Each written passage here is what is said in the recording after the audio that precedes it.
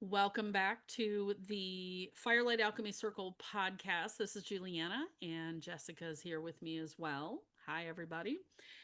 We haven't recorded one in a minute, so we thought we'd come in on a topic that has been very important lately for us. Well, over the course of years, right? As we Yeah, as we restore our inner sense of safety and self essence, right? Our feminine essence. There we've found that we've both operated in masculine energy. And yeah, so we wanted to speak to what that looks like for women and talk to what we've done and experienced to move ourselves into another space of being, and we can provide some additional resources as well. So the first one that I want to bring up is that she controls everything, every detail, because chaos used to control her. mm, So I can speak to the fact that I used to control every detail down to the way that people loaded the dishwasher.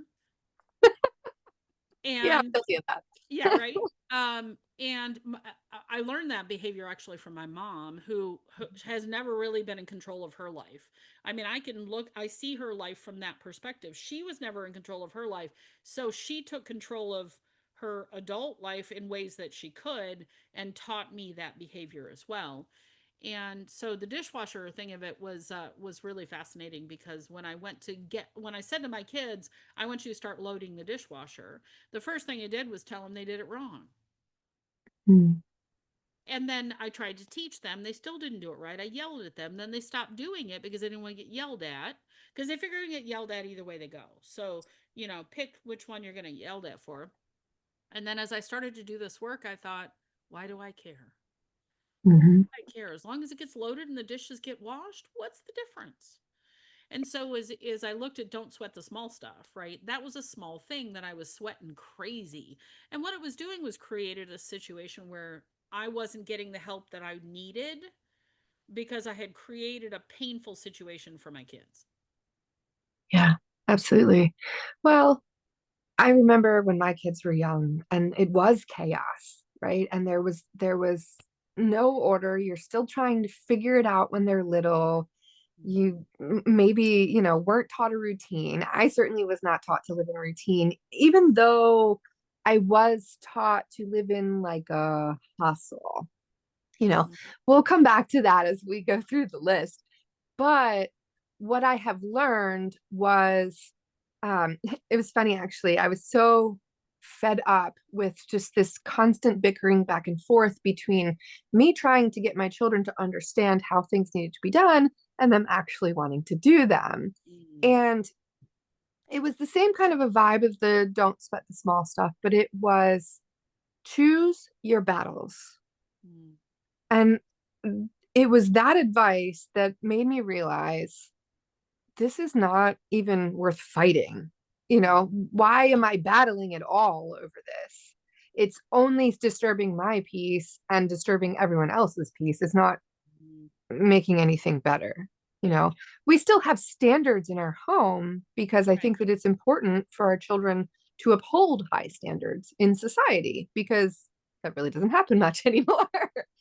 But I also have learned to give them much more grace. And in so doing, I have learned to give myself more grace as well. Yeah. Yeah. I had created at one point in time because anger was my primary emotion. And Brene Brown talks about this very well that in the absence of the allowance of the expression of other emotions, which we'll get to in point number 2, anger is the only expression that's allowed. I mean, like anger is sort of societally acceptable. Which it's mind blowing. Like when you see all these road rage videos, and we have to find we have to find our range of emotion again, and expression. But anger was the only operating emotion that I was in for a very long time. So this was the drive. This is the masculine energy. Go do do do do do do, which women are not really designed for. We're designed to handle a certain level of cortisol. Men are designed to handle a much higher level of cortisol because they're supposed to be out hunting and gathering and doing physical labor and cutting wood and things like that. Mhm. Designed that way. Women are designed differently. And we also have phases throughout the month where we have more drive and less drive and whatever. And so I said, when I was coming out of that space, I had to create a non negotiable for myself. This is how my nervous system worked and what worked for me. And so when I had a hard, fast boundary for myself, I tended to drive to that. Again, it's very masculine. I was still very much my masculine, but it was curious because it drove me closer to my feminine. And that was, I absolutely will operate from a core of peace. And if something doesn't hold my peace or my chill, then it has to be evaluated. It either has to go, or I have to go, forget it, I don't even care. Mhm. Or I have to somehow shift some elements of it. And what developed out of that, and part of the reason I started doing that in the first place, is because I was starting to recognize the impact that my constant anger and constant aggression was having on my family, especially my children. Mhm. Yeah. And there was this moment where I thought, I don't want my kids to grow up feeling what I feel now and carrying all that forward. So it's my job now to establish a completely different operating pattern for myself on behalf of my children until they can do it Mhm. for themselves. And they were young at this point in time. They were like fifth grade and eighth grade or something. So still a lot of emotional development to happen. And I then began to, like, don't cry over spilled milk, don't sweat the small stuff, is that the hill you want to die on? Like, there's all these phrases you can use, but in reality, it was like, well, why am I so mad about this? What am Mhm. I really mad about? Because Yeah. I don't think it's I'm mad that they didn't load all the dishwasher exactly the way I wanted it to. What am I really mad about? And so it became an internal reflection opportunity for me. And Mhm. a lot of growth came out of it, and a lot of apologies. Yeah, that tends to happen. Mhm. Yeah. Well, I think motherhood is a unique opportunity to do a whole lot of self-reflection, right? And not Right. everyone is willing to change for their children, but um I think many mothers really do see how they can improve things and have a better life for their children based on how they were raised. And, um, given how the generations of women have already been raised for centuries, Yeah. we've been taught to push things down and not sweat the small stuff because we don't really have a voice, right? Right. And over time, I think that's what developed into anger collectively for women. Mhm. you know we always talk about anger and how anger is a secondary emotion. Yeah. So you weren't even angry at all, you were feeling some sort of other emotion that was Mhm. causing the anger. Maybe it was just the fact that they didn't hear you the first Right. time you told them to do it right, so you felt unheard and Mhm. uncared for, not Right. worthy of being able to do it the right way. So of course that's going to develop into anger. The Mhm. problem that we have in our society is, yes, anger is accepted, but the expression of it, not so much. Yeah. We either have, extremes of, oh, well, I'll just cut people off. Okay, and that's fine, and that can work in some Yeah. situations, right? Sometimes people need to be cut out of your life, period. Yeah. However, the other extreme of that is freaking out and screaming and throwing things and being ridiculous, right? Neither of which are beneficial. I think cutting people off is beneficial. I will I say that. agree. But Yeah. it depends on where you're at and what you're doing with it, right? Right. But the point is being able to look at the anger that we're experiencing and realize that A, it is probably residual from generations of women before us. Yeah. And B, it is not necessarily the native emotion. So, what is the native emotion? What is the original emotion that is causing the anger? And, is it some imbalance in that masculine or feminine? Are we feeling unsupported? Are we feeling unheard? Are we feeling unloved? These are feminine traits. So, of course, as we don't get the things that our feminine needs, our feminine starves, and our masculine comes in to protect what little is left of her Yeah. so Yes. that we can be strong and carry on. But we continue to squash things down. And then people wonder why we flip out. Right. Yeah. The word hysterectomy came from hysteria, and that came Mm-hmm. from when women would be overly emotional.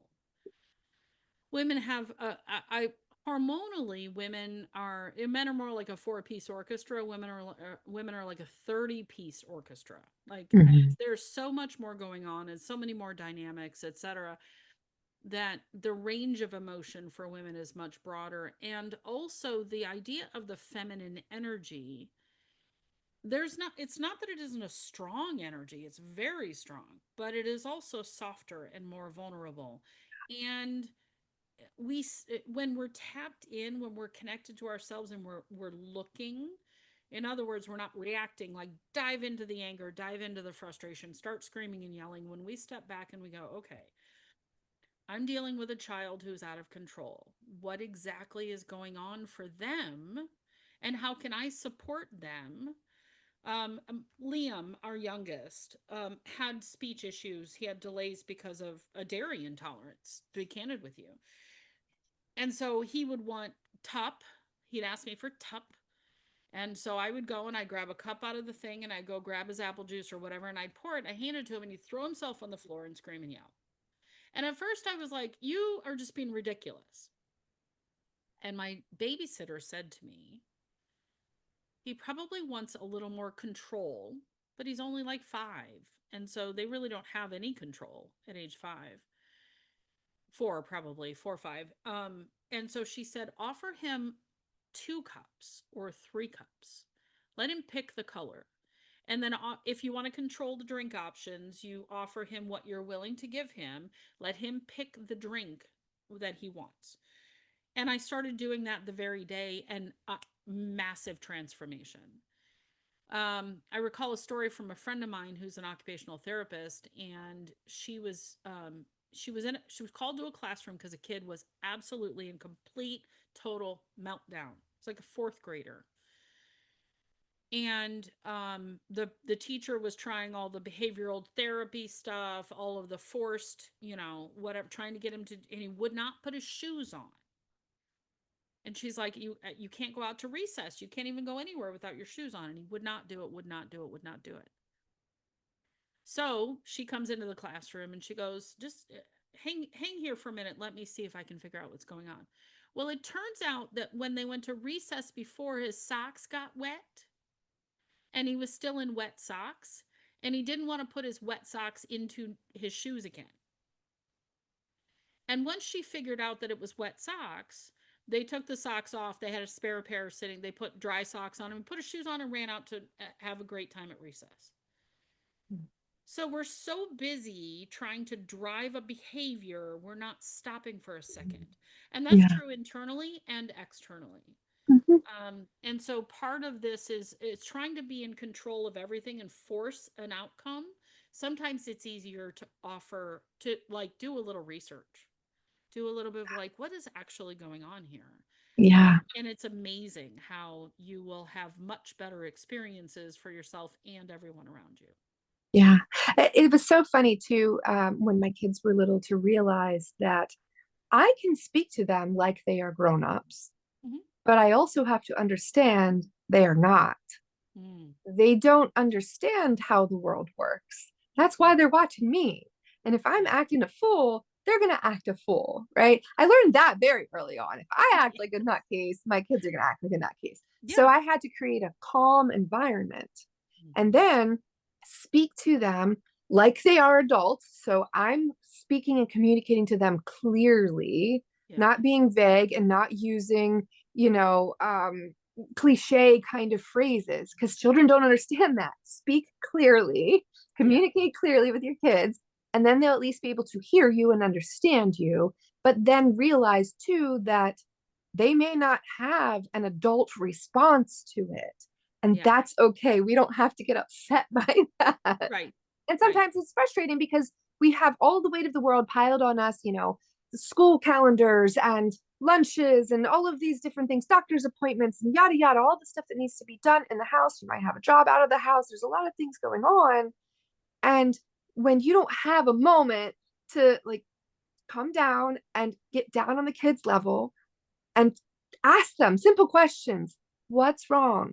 Why are you upset? How can I help you? What do you need now? It becomes a lot easier than just, well, what the heck are you doing? I don't know why you're not doing what I told you. That doesn't help. All it does is scare them. And like you Yeah. said, make them stop doing what they should be doing. And Hmm. they are now starting to carry on the same burdens that we were saddled with when we were Yeah. kids. Which is an amazing lead into point two. They're guarded because vulnerability was punished. Mm-hmm. Sharing their feelings, they either were told, like you said, what is going on with you? Stop doing that. Will you quit crying? All of those things. So their feelings were dismissed. I don't care what's going on with you. This is what needs, this is what we're doing. Um, and sometimes that's appropriate, but oftentimes we can take that 1 minute to go, what are you actually feeling? Told to shut up. Mm-hmm. Yeah, like what you're saying, it doesn't mean anything to me, and I was guilty of this. And I started to catch myself, and I would say to my youngest is particularly like wants to keep talking, and I'm like, hold on a second, give me a minute to finish this, and then I'll come back to that. And so it gave him space for him and space for me too. Or they, oh yeah, be seen and not heard. That was your point. Um, Mm-hmm. and so we become guarded emotionally when we don't feel like we have a safe environment to speak our voice. And you talked about the emotion of anger, which has these sort of native emotions. Before that, one of those native emotions might be that I was absolutely unable to speak my truth or express my voice. Mm-hmm. And so when you first start doing it, you might get shut down. And then you do it a little bit less. And then eventually you don't do it at all. Mm-hmm. And it just ends up being stuffed down into your body, whether it's the throat, thyroid, parathyroid, Yeah. down into the heart because sad because I wasn't able to express it, the lungs, grief because I needed to express my grief and I couldn't express it. There's all kinds of things that we stuff in there. I was reading about the bladder, and this was an interesting analogy. Is that the bladder is used for the analogy in animals is they use it to mark their territory. But if you think about how our households are run, kids don't have territory; the parents own it all. Mm-hmm. So the children don't have an opportunity to claim something that's theirs. I think that's part of the reason kids fight over toys, right? And we want to teach them, we want to teach generosity and sharing, but we also need to give space for this is mine. Mm-hmm. And it's Yeah. okay that I have Autonomy. ownership of this thing. Like I have a comb that I really like. It's a wooden comb. It works great for my hair. When it disappears, I'm like, Liam, Daniel, that's my comb. Do not touch it. But do I care that he's combing his hair? No, I want him to comb his hair. How about we buy you a comb so that you have your own? And it's those simple little things, but just the opportunity to, and I this is an exercise that I've practiced with others. If there's something that you've wanted to say to someone for a long time, stand in front of the mirror or do this with a friend, have the friend be the other person and speak everything that you've wanted to say. Like, get it out of your body. If you can't speak it because it's so packed in here, write it. Mm-hmm. Yeah. Record it into the voice recorder on your phone. Yeah. Get it all physically out of your body. You may never need to say it to that person, but you definitely need to get it out of your body. It's a very good point. I carry a lot of physical ailments, Mm-hmm. health issues. And as a child, I was raised that, if you don't quit your crying, I'm going to give you something to cry about, which I'm very tough and I seldom cried as a result. Even to this day, I seldom cry. But it's very interesting when I am relaxed into my feminine and say it's always the like family movies. The whole family's together watching a family movie, even Disney movies. Hmm. And I will cry. And it's always some sort of family connection is broken or family connection is restored. Those are the Yep. two things. And I'm always crying over those parts.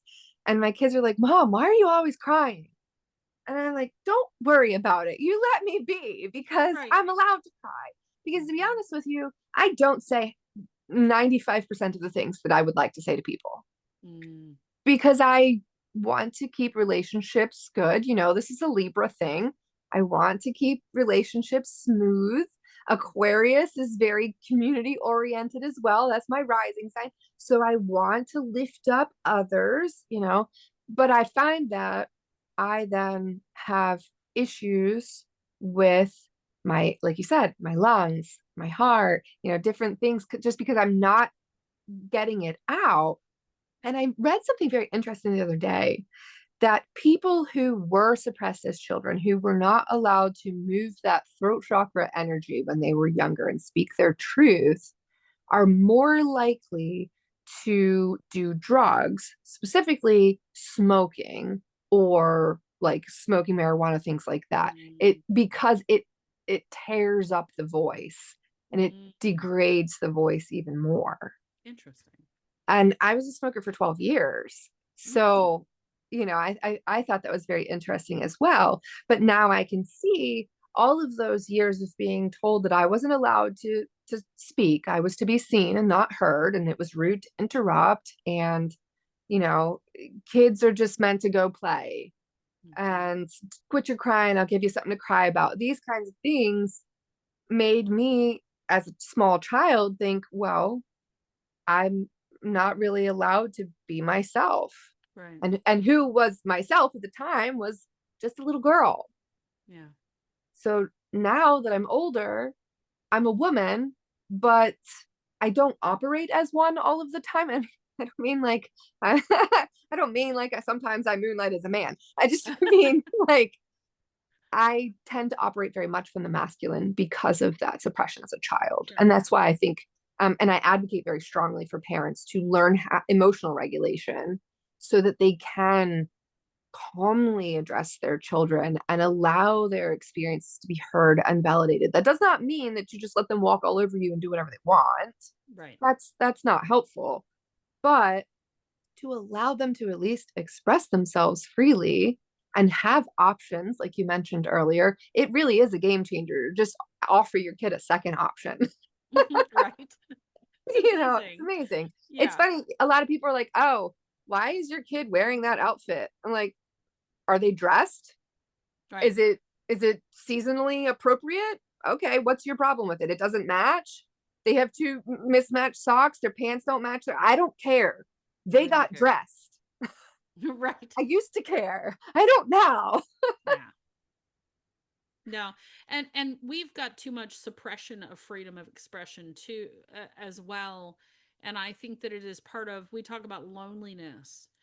Mhm. I was a person who was always surrounded by people and very deeply lonely. And the core of that was disconnection to myself and the truth of Mhm. my own essence. And now I'm expressing myself through much more artistic clothing and more color, etc. And I feel comfortable finally doing that. I was raised in a household where appearance was everything. And it ended up, so my Libra tendencies, as you mentioned, to kind of moderate my language was made worse by, well, you have to watch reputation, etc. Although curiously enough, in my work experience, and maybe this is why I was in a man's world for so long, is my yelling and pounding my fists on the table was me getting the job done, and I was very good at it. But the it did not bode well when it came to my kids developing their own sense of self. I was thinking about, and this is a tool for people as well, is to learn your love language. There's a quiz Mhm. online. So love language is an important one. And then Gretchen Rubin has a color or has a personality tendency quiz that I think are very important ways to get to know your how you're at how you are now. Mhm. Um, some of those things are fixed, but most of it is flexible. Find the awareness where you're at now, and then figure out how you want to flex in the other way. I think my door just opened. Hopefully, you can't hear that noise. Um, so the when we took the gifts, the tenant or sorry, goodness gracious, I just lost my train of thought. When we took the love languages quiz was fascinating. And this is the one big example that I give is my husband is an acts of service guy. He wants to help people, he wants to do the job. That's why he's a great contractor. He sees his work as an act of service in people's homes. But he wants other people to do acts of service as well. So in his mind, everyone should do acts of service, right? So our youngest, he would say to him, "Take the trash out." Well, Liam is not an acts of service guy. Although he will do it, he is a gifts guy. And so Liam would skip right over doing the trash, but he would see that Dad was going to work through lunch, and he would be making himself lunch, and he'd say, "Dad, do you want a sandwich? I'm making a sandwich." And Doug would get so mad. "You haven't taken the trash. I don't care about a sandwich. I want you to," because in his mind, Liam doesn't love him because he's not doing an act of service. Because he didn't understand those love languages. After we took the quiz and we sat down as a family and talked about it, that's when I used this analogy with Doug. And I said, he should take the trash out. I'm not saying he shouldn't. He needs to support the family. However, understand that when he chooses to make you a sandwich, he's giving you a gift. Liam is already talking to me about Doug's birthday's Christmas Eve. And so we started a few years ago. I started this like 12 gifts ahead of Christmas Eve because nobody honored him for his birthday when he was a kid. And so we started doing this a number of years ago, and it was usually like candy and trinkets and little bits and pieces. But it was a gift every day for Doug. Liam is already asking me what 12 gifts we're going to get Dad for Christmas this year. And it's like November 1. Like, wait, is whole time out. Like, so that's very important to him. So I think it's good to know your own and then Mhm. know the love language of others and then get to know what your personality tendencies are because it's another real good insight into where you're at currently. So if you are an obliger in your testing, that means you forego your own personal needs for everyone else. Mhm. That is a recipe for burnout. That's a recipe for overwhelm and overgiving, exhaustion, and feeling unappreciated and not honored in yourself. The upholder will uphold the standards for themselves and for everyone else. That is also a recipe for overwhelm, but that turns out to be very different. These are our drill sergeants and army captains. Hmm. Like I Okay. live life this way. There's an inch between my shirts. My shoes are always, and that is exhausting for especially for people around them because then you have somebody in your family who's like, "Oh, throw everything everywhere," and then you've got this fighting about it. I am like 67% questioner and 12% rebel. Makes it fun Okay. for my parents because my dad would probably be an upholder and my mom an obliger. Mm. And so they were like, "We don't understand you." Yeah. Yeah. Yeah. Yeah. I get that. Yep. Yeah. They That's didn't why I understand work me. very hard to understand my kids. That's one of the reasons I got into human design and astrology and numerology and things like that because I I feel like being able to understand my people better helps me to love them better because like your husband, I am also an acts of service person. Hmm. And my secondary love language, because you can have a secondary and even a tertiary. I'm pretty much acts of service and words of affirmation. I like to give Hmm. praise when people do good. I will tell you when you've done something wrong, because I'm probably an upholder, maybe. I don't know. I'm gonna go take that test though, because that's very interesting. But it's one of the reasons that I created some of the programs that I'm getting ready to launch is people don't really know themselves. They Mm-hmm. don't really see where their energy is leaking. They don't see that they have, no boundaries in some areas, and then they're maybe ridiculous with boundaries in other areas or something. People have no idea who they are Right. on a fundamental level because they haven't really sat with themselves long enough. Most people don't sit with themselves and do a lot of self reflection and ask, well, why do I behave this way? Or why did I respond in this situation in that way? And that's why I want to be able to help people unpack that in a way that is easy for them to then apply to their life, to their relationships, to their home life, to their work life, and all of that in a way that flows with their natural type. Because I think that's Yeah. important. Agreed. When I took the Gretchen Rubin test, the when questioner and rebel came up, I was like, "Wow, this explains a lot for me." Um, it helped me to be develop the I'm okay with who I am, because this is my natural wiring, and it is now what I consider to be a benefit, because it isn't a, to use a Libra tendency, it's moderated, which means I flow in and out of it. I'm aware that my tendency is question or rebel, but not everything needs to be questioned or fought against. And Mm-hmm. so I can be aware that when that's coming up, I can go, is this the right time to speak that out or ask that question? Or maybe I should just hold off for a second. And like a dinner party is not always the great time to ask that serious question. Yeah, You know what I mean? exactly. So I can moderate it more. I want to make a comment to yours as well to add a point of reference for people. For the first, especially 7 years, but I'm going to call it 12 years of our lives, we are told what to do, how to live, what to be, what to believe. And for some of us, most of us, we never examine that. I see a lot of people on social media with living a very unexamined belief system. That unexamined belief system drives them to make choices that or take positions and opinions where you go, Yeah. I don't think you've thought about that. And I'm not taking a side one way or the other, but I do see the more violently opposed to something someone is, the more unsafe they feel in their body. Mm-hmm. And so they get into the victim villain hero triangle, and they feel a victim, so they're looking for a villain and someone to save them.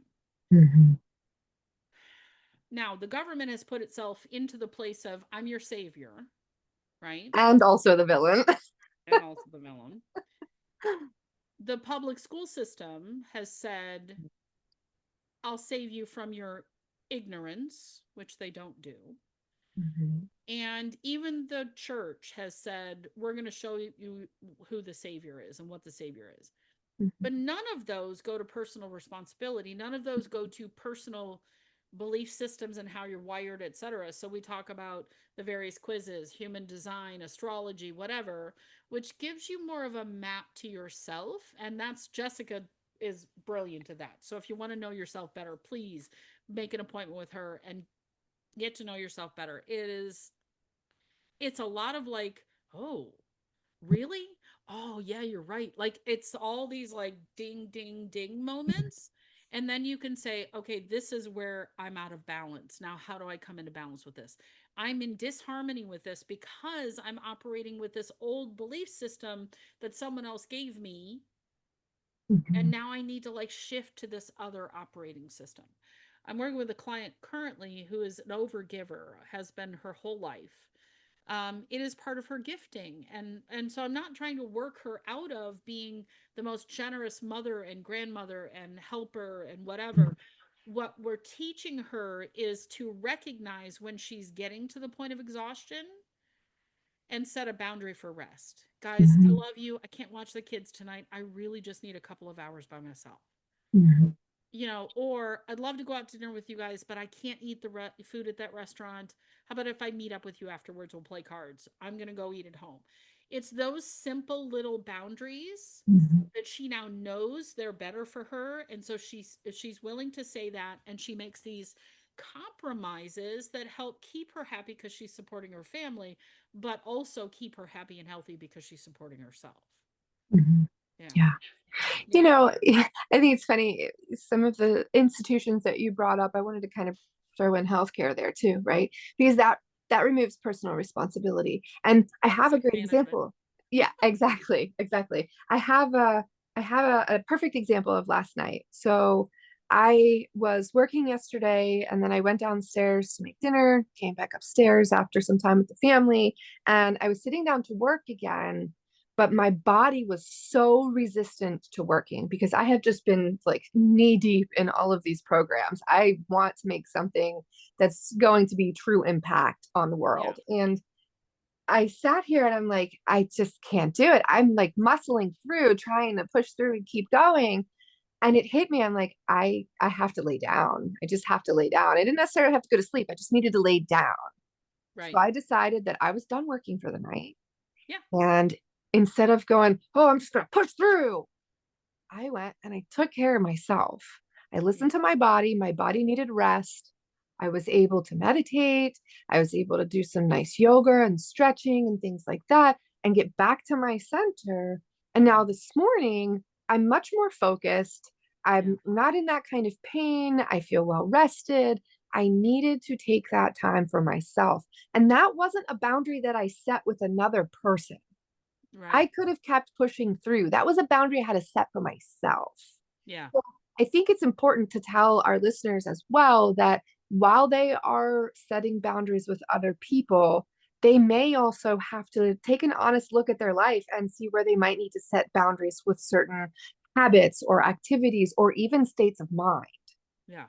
You know, it's Absolutely. it's more than just, oh, well, I realize why I'm sad. No, everyone should be taking personal inventory of their lives, their psyche, and why things go the way they go, why the patterns keep happening, where it came from, all of these things, so that they're not living that disconnected kind of lifestyle. Right. They are connected with the truth of who they are and Yeah. then can live in alignment with that instead of trying to swim upstream. Right. I was chatting with a friend of mine who's living in the house that her husband bought, and they're now divorced, and it was not a pretty thing. She's been there 5 years. She's never liked the house. Her kids both have struggled with all kinds of emotional challenges.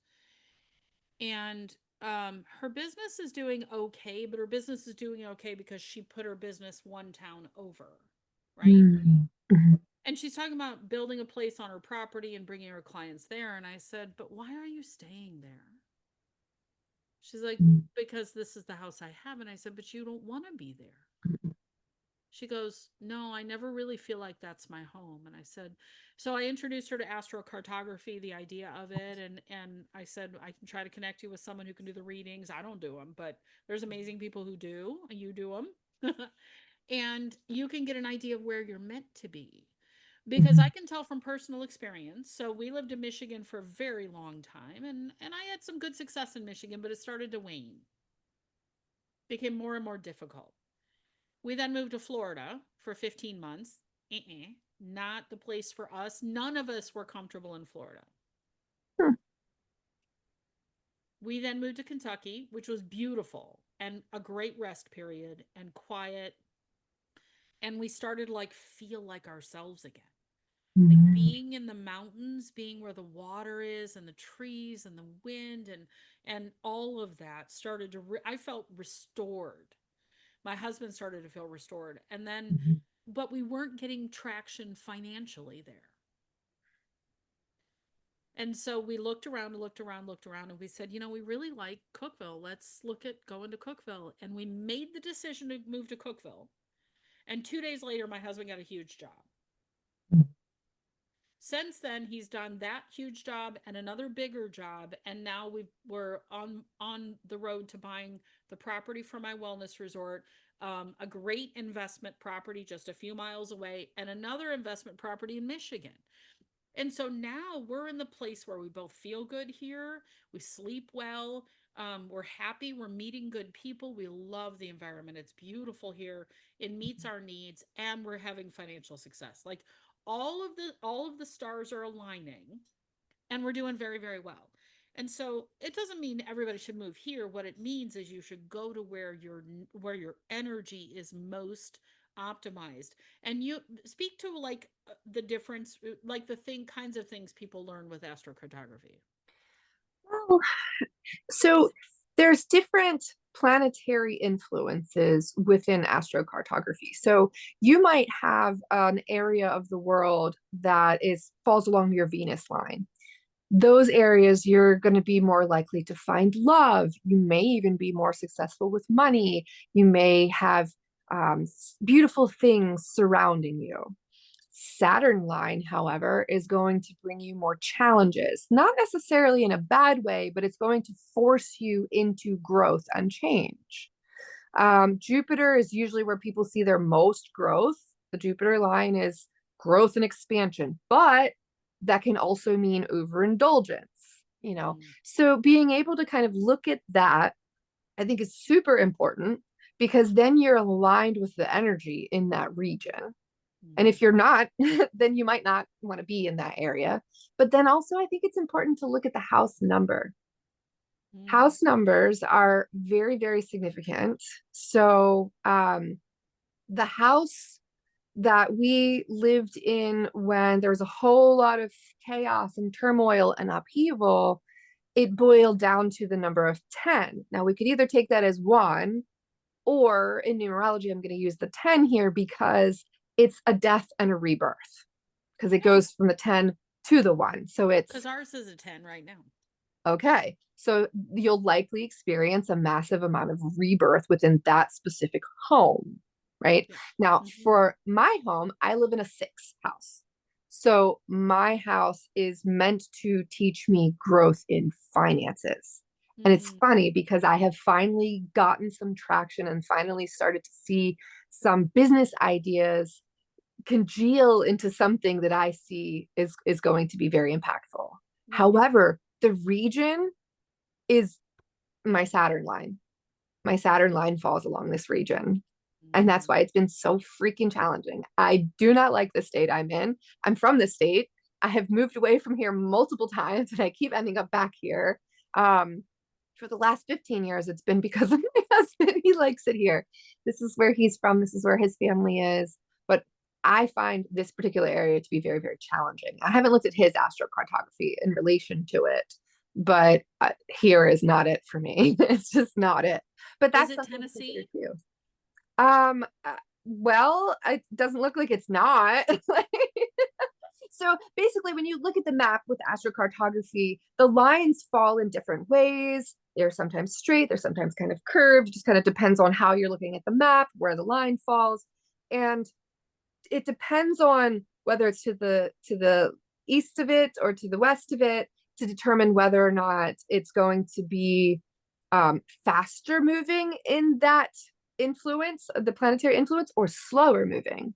So I Nice. believe that it is west of the line, it's slower moving, Mm, and then east of the line, it's more pronounced, more progressed, it's faster. got it. So Nice. it's been interesting to explore that in connection with, like I said, with the numerology of it, and Mm, also with my own internal awareness of it, because each location is going to be different for each person. So for mm, me, I was born in Baltimore. I was born in Columbia, Maryland. And my husband was born in Baltimore. So him and I have pretty close proximity within, I think, 20 or 30 miles of each other from where we were born. We were born 9 months apart. So we were born relatively close. A lot of the outer planets were in similar alignments between our birthdays. But in that little bit of space between our birthdays, a lot of the inner planets were shifting massively. mm. So those are the changes. And usually the inner planets govern things that are closer to you, things that are Right. more visible, you're more aware of, it's more obvious. Whereas the outer planets generally tend to govern something that is a little bit more ethereal or mystical or unseen, like the subconscious or things like that, dream Mm-hmm. realms. So it's a different kind of energy there. So him and I are very much aligned in that, but then not very much aligned in the obvious things, right? Sure. And so to see how that shifts our cartography, our astrocartography, is very interesting as well. Yeah. Because Yeah. things, places where I thrive, he might not. You know, my boys, they were born within the same month. They have completely different astrocartography My because they're boys 4 years are apart. my boys are a week apart, 3 years, a week apart in their birthdays, and they could not be any more different. Yeah, yeah, And same my way. son, who acts like a Leo, does not have a single Leo placement. Not a single one.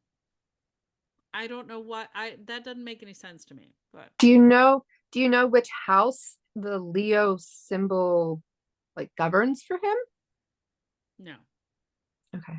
No, we'd have to pull the chart. Um, What's his ascendant? oh, you pulled the chart for us a while back and I don't Okay. remember.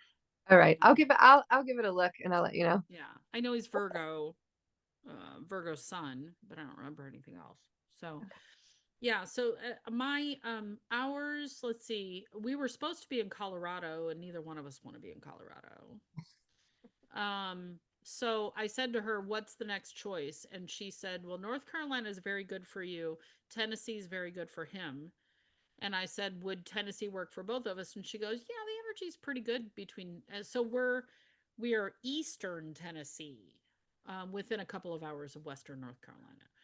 Okay. So the energetics here are really good. Um, and we're seeing the benefits of that. She did say though, she said, "Looks like you're both supposed to retire to the Maldives," and I was like, "Yes, woohoo!" So Yeah. we'll be in the Maldives if you need us. Um, I don't think Doug would leave to the Maldives. You couldn't pay him enough to go to the Maldives. I'll go though. So yeah, that's been interesting, the astrocartography piece of it. I want to add in one piece as we've already touched on it, but this is the third element of knowing as a woman that you're operating in your masculine is that you run on empty and you keep going even when you're exhausted. And you made that point. You said, I was done and I needed a rest.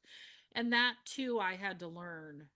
There is this sort of like badge of honor of Mhm. like I've been up for so many hours. I've had 74 ounces of coffee and 64 grams of sugar, and I'm still going strong. And your body's like, stop, please, for the love of God, stop. Yeah. Your cortisol's through the roof. Your HPA axis is utterly destroyed. That symphony, like if you've heard an orchestra in tune, it's beautiful. When you Mhm. hear everybody doing sharps and flats and out of tune, that's what that feels like. Mhm. Absolutely. And people run for hormone replacement therapy, and I'm like, no, you're not No. harmonizing your symphony by doing hormone replacement therapy. You might feel better in the moment, but it's not solving the issue. So here's some of the reasons why we run on empty. We were shamed for resting. This is societal, but it's also at home. Mhm. You received praise for performance, and so you're still driving to that. I can get the rest of this to-do list done. I had a girlfriend call me one time and she goes, "You're going to be so proud of me." I said, "What?" She was planning a birthday party for a kid, and she's like, "I had this whole list of things." And then I took the list and I said, "These things have to be done. These things are optional." She said, "I got through the things that had to be done. I did two of the optional things. I ran out of time and I let the rest go. And I feel really good about it." And I said, "Good for you." Because otherwise, she would have killed herself trying to get the rest of that list done Mhm. previously. So, yay, congratulations. I said, "And what did you do during the party?" She goes, "I enjoyed the party. I hung out, I talked to people, we had some fun, we played games." So, instead of working to finish that list, she enjoyed the party. She enjoyed the celebration time. And then we were also taught that rest is lazy. Yeah. Yeah. I heard that. That would hit me right here, right? Yeah. Yeah. Well, Yeah. I remember the very first time you told me that story of your friend and her party list. Mm-hmm. And ever since then, I have made it a point to stop and enjoy the moment a whole Mm-hmm. lot more. I can work all the time. I don't Yeah. mind it. I really Yeah. don't. I actually kind of love working because it feels like a sense of purpose, you know. And like I said, I'm called to create something that is going to help people. Mm-hmm. That's my nature. Right. But I use the, oh, let me help, let me help, let me help, I'll help everyone so much that it's done two things. One, it's made people assume that I will help them and not really care if it takes too much of my time or my energy or if I have previous plans or anything like that. They just assume now that I'll do whatever they need me to do and for exorbitant amount of time. You know, like it's crazy. And the other thing that it has done is it has taught me that I can't take time to rest.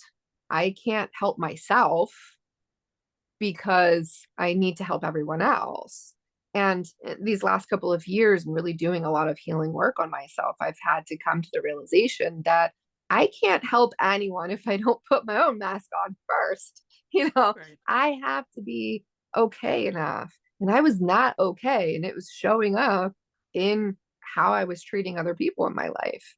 Yeah. So I had to force myself out of the work. I carry my iPad with me everywhere I go. I'm Yeah. working most of the time. But if I'm like this weekend, I'm going with family, I will be working for most of the time I'm there. But during family time, there's going to be a big dinner, all of the family's going to be together. That's going to get put away. Yeah. And I'm just going to enjoy the moment and just be Yeah. there. Last night, Yeah. I could have come back upstairs and did more work. And my little girl wanted to sit down and watch a movie. So I said, you know what? Yeah, I'm going to sit down and watch the movie. And I did. I didn't do anything else. I just watched a movie with my daughter. And sometimes that's the best medicine to correct this overworked hustle culture hype. I heard of this new term. Do you have you heard of polyworking? No.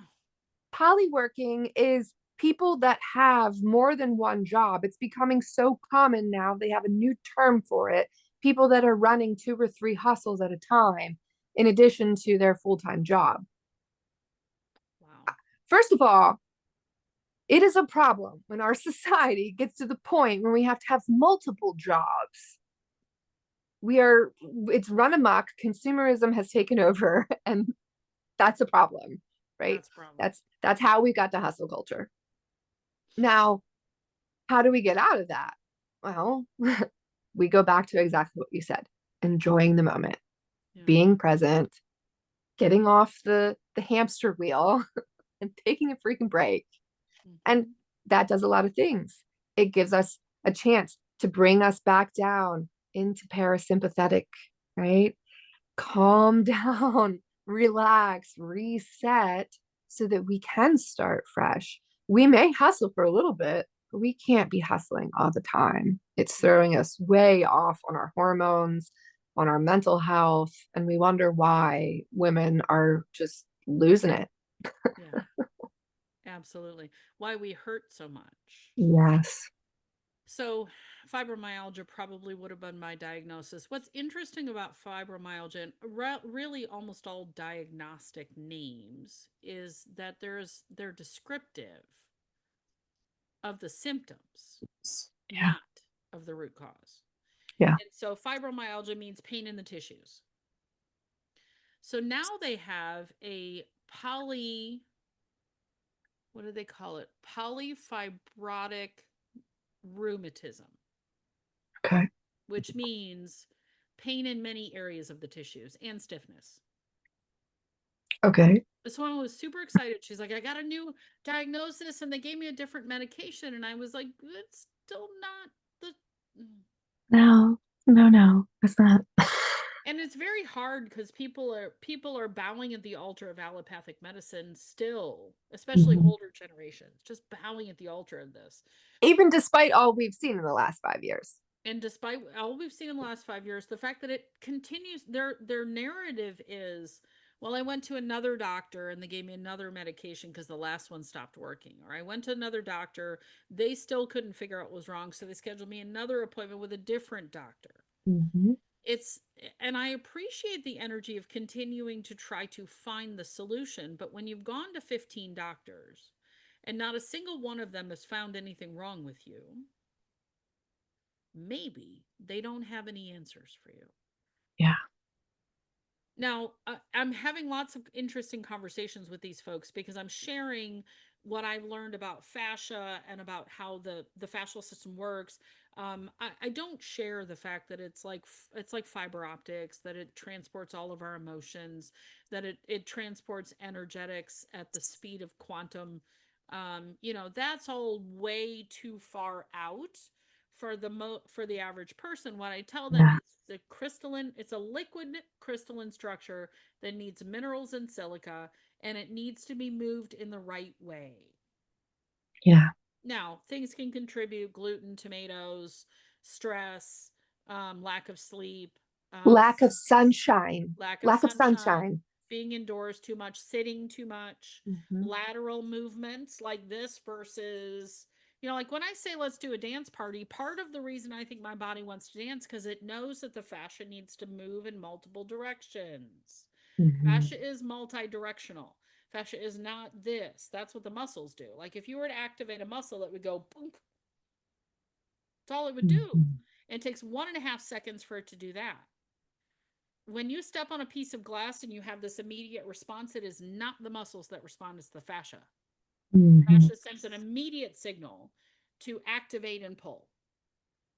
So we have to learn about fascia, but just like everything else that is allopathic medicine, it'll take 25 years for them to start to integrate it into standard conversation. And so we Yeah. have to do it in these kinds of forums, which is part of the reason I love the idea of podcasting and people can get Mm-hmm. out there and learn from many different people.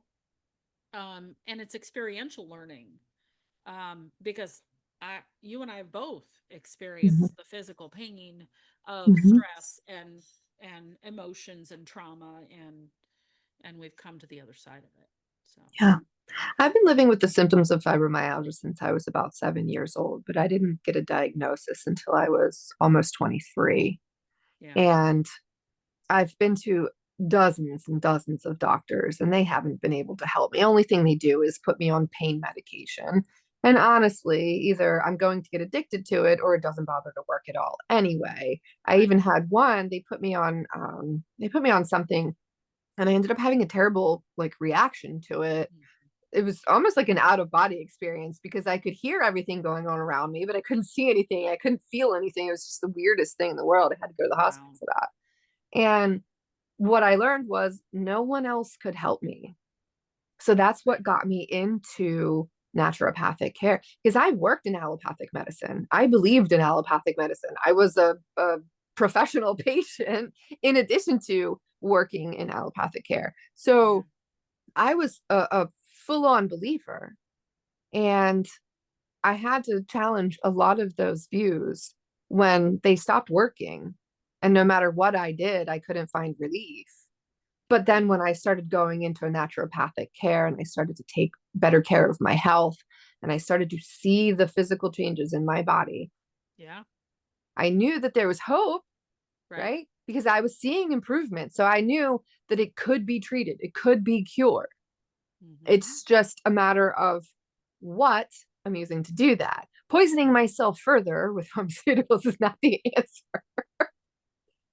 Further Instead, suppressing your nutrient absorption and yeah, usage. exactly. And that is likely the cause of it for me. So I have a genetic mutation in my family that makes it difficult to methylate B vitamins, but it has a cascade effect. Mm-hmm. So it impairs, vitamin D synthesis. Well, what happens if you also don't get a whole lot of sunlight because you're inside working all the time? You know what I mean? Right. So it, Right. it makes things worse. Now, if I go out in the sunshine and I get plenty of sleep and I exercise and I eat well, I don't have any fibro flare ups. Mm-hmm. But I was Right. having them every week before. Mm-hmm. So, An interesting thing that this realization was brought to me as I was studying a bit more about cortisol and its impacts on the body. So, cortisol obviously is very beneficial when you're being chased by a bear, but it should not be revving all the time. So, it should come up, you get away from the bear, it should drop back down again. But we live modern life in cortisol. Well, one of the things that happens is cortisol drives a signal that says pull insulin, so produce insulin to pull glucose from the muscles and the ligaments and the tendons so we can run faster. All that glucose floods the bloodstream, and all the insulin is floating around. And eventually the cells go, we got enough insulin, we have enough glucose, we're going to shut down that, we're going to shut it down, right? And that should again be a temporary thing. That should be like the cortisol comes down, the insulin comes down, the body metabolizes the glucose, stores what it needs to store, moves on, everything is fine. Reopens the insulin and receptor sites, everything is good. But we're in this constant state of chronic stress where cortisol is revving all the time. And so we are in a chronic state of insulin resistance. Okay. yeah. Well, when you're insulin resistant and your hormones, all these hormones are flooding the system, you become hormone resistant. Leptin, ghrelin, estrogen, progesterone, testosterone, estradiol. Um, we can list all of these things that you become resistant to. So Mhm. only so much can be utilized. The rest either floats around causing issues, like in the case of estrogen, it's your fat storage hormone. The body says, I need estrogen to store fat because we're going to be producing a child, or we're going to be coming into a stressful period. Let's store some so that when the stress goes down, we can burn it off. But we don't come out of that state. Um, Swollen hands of feet, lymphatic not moving, meridian pathways not Mhm. moving, Mhm. all interconnected. Yeah. So when I looked at how can I help people the best, there's plenty of people out there doing food counseling. They're good people, right? They talk about broccoli all day long. Boring. Um, go to them. They're great. There are lots of good naturopaths out there. There are even some good functional medicine doctors that are doing the Dutch test and they're helping people to begin to balance their hormones. Although I would argue they over supplement because they don't add the practices in. Yeah. And the practices are where you get the true, in my opinion, you get the true reset that you need. Mhm. And they're free once you learn them. You can do them every day in all situations. Mhm. You don't have to carry around buckets of pills and all kinds of other things. Now, I love essential oils. I love supplements. I love good food. All of that is important. But when you learn a series of practices, some of which we share here, some of which we do in, I do in my work, you do in your work, when you implement these practices, you absolutely transform how you operate every day in your life, Yeah. transforms all of your relationships. You get the life that you love. I mean, this sounds like all these big ethereal kinds of concepts, and they are big and ethereal when you're in a place where everything is not what you want. That seems so far away. Mhm. But you start with hearing what we talk about. You start with learning what we're teaching in the Firelight Alchemy Circle. You start with working with Jessica to find out who you are and connecting with your essence. You work with me maybe to get the stress down and supplement yourself appropriately. We'll help you find that path. We Mhm. can do it together. We can do it independently, whatever you like. But I got to tell you that the way that we choose to operate, the way that I've chosen to operate as a naturopath who used to sell people buckets of supplements is I don't sell people buckets of supplements anymore. Mhm. I teach you all kinds of practices and things to help allow the body to come to restoration, and we add supplements in as needed for restoration. And that's my key process, restoration. I want you restored so you feel amazing like I do every day. I'm still Mhm. working on a few things, but I feel pretty darn good. Well, I mean, we don't all just learn how to do all of this all at once. It is a No, no. process. I've learned a lot of different things that have taken me out of not only the pharmaceuticals or even, just over the counter kind of stuff, and also taken me out of supplements really too. The problem that I think a lot of Americans have, especially, is the fact that our food just isn't as nutritious as it used to be. So, ideally, you want to be growing your own and make sure that you have good quality soil. The back to Eden gardening method is my favorite because it restores the microbial environment of the soil. Yeah. Everyone wants to till soil all the time, but they don't realize they're killing all of their microbes and not doing anything good for Don't their till the soil. plants. Don't Don't till till the the soil. soil. Please don't till the soil. but but learning these things and then being able to implement them, sometimes I know, for at least for people that I have worked with, it can be overwhelming. Hmm.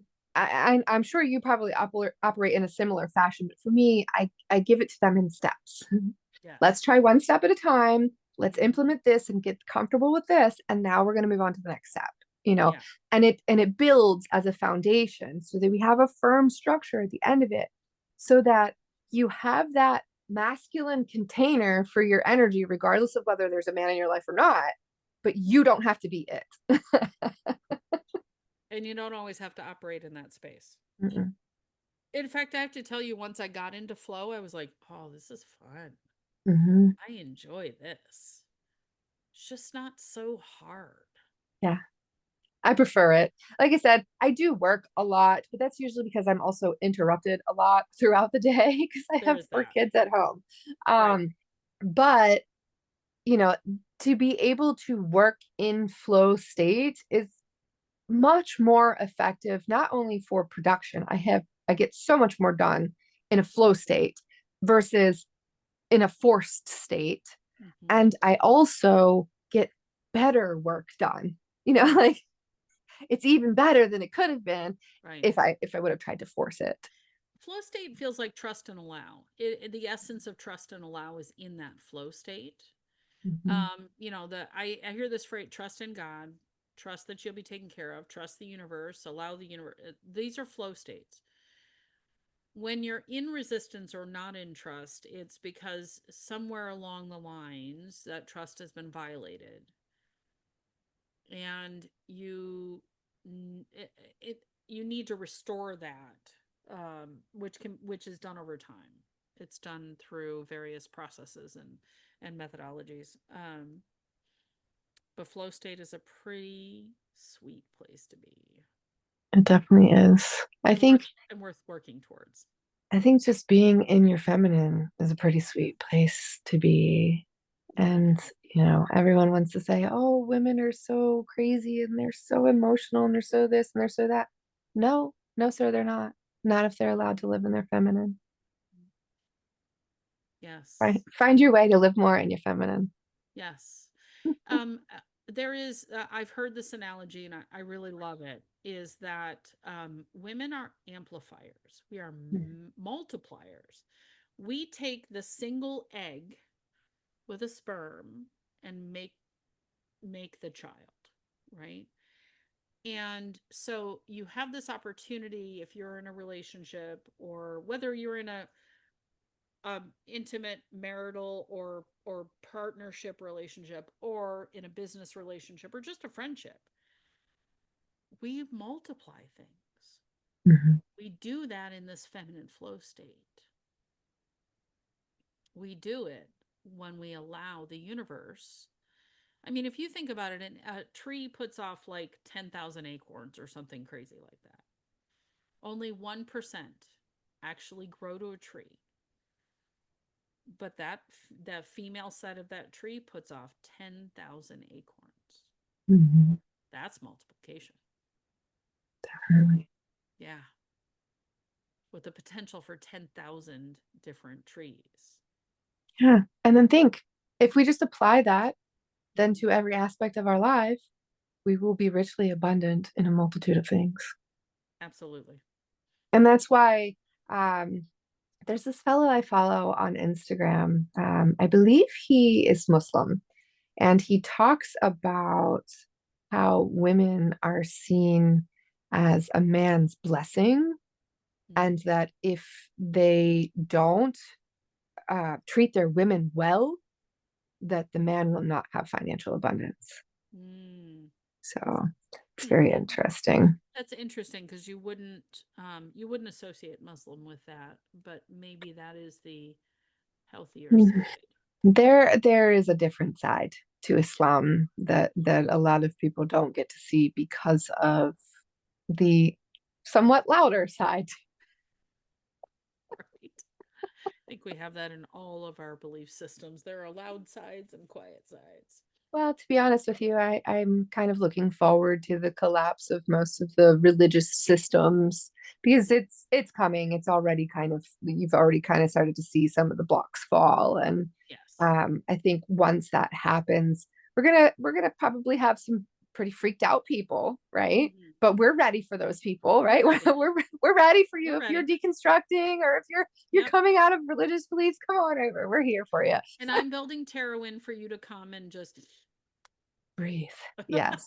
Yeah, exactly. decompress it all. We'll get it done. Exactly. Just come to Terrawin. No Yeah, problem. that's the thing. We got to find community and we got to bring back the old ways of doing things, which was just being connected to ourselves and to each other and to the earth. Yeah. Yeah. Once I put the three parcels together that are sitting there, the one that I'm buying, the one next to it, and the one behind it, it'll be 160 acres. Wow. So it's 31 acres, 38 acres, so that makes 69, and 99 acres. Okay. So there you go. Yeah, 3, 6, and 9. definitely very interesting. No coincidences, Nope. Nope. especially given the recent astrological shifts too. Right? Give me some solar flares. We're going to amplify this stuff. Yeah, exactly. Awesome. Yeah. Well, I love this conversation, Me and we have too. more to say on this topic, but I think we've done a great job today, and we hope that it'll be supportive for those who hear it. Do us a favor, like, subscribe, save, share, do all of the things. If you've got a friend that you think could really benefit from this, please share because we lift each other up when we do that. Yeah, definitely. So And don't forget to check out our membership site at Firelight Alchemy Circle, where we are digging yes, even deeper into self-realization, understanding who you are, understanding how the world works, and then living your best life at the alchemist that you were always meant to be. yes, awesome, Super love it. excited for all of it. We'll see you there. Bye. Bye.